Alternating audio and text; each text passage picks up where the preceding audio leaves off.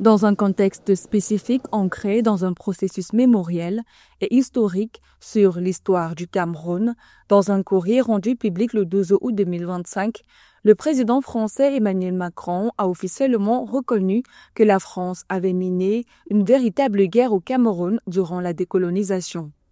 Par ces déclarations, le chef de l'État français endosse ainsi les conclusions d'un rapport d'historien qui lui avait été remis en janvier 2025, puis au président du Cameroun, Paul Biya, le 28 janvier, par une commission mixte franco-camerounaise sur la mémoire de la colonisation et de la guerre d'indépendance.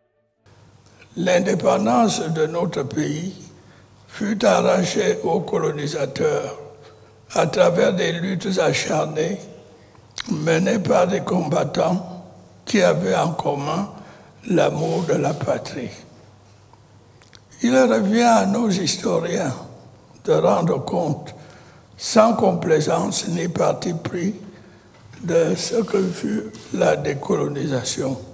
Il revient à nos communes d'honorer la mémoire de celles et de ceux qui ont lutté pour notre indépendance et notre réunification.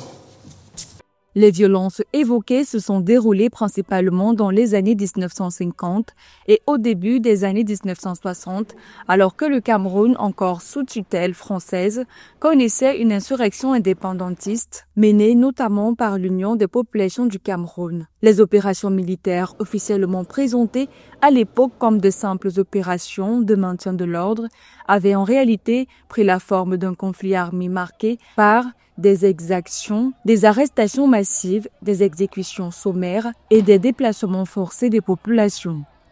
Une guerre avait eu lieu au Cameroun, au cours de laquelle les autorités coloniales et l'armée française ont exercé des violences répressives de nature multiple.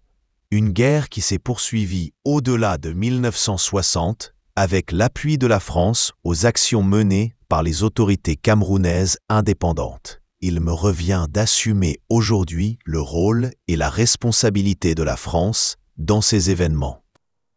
Selon des sources officielles, le rapport remis au président Paul Biya et Emmanuel Macron s'appuie sur des archives françaises et camerounaises ainsi que sur des témoignages d'anciens combattants, de victimes et d'acteurs politiques de l'époque. Les auteurs y décrivent un conflit longtemps minimisé, voire passé sous silence dans l'histoire officielle, tant en France qu'au Cameroun.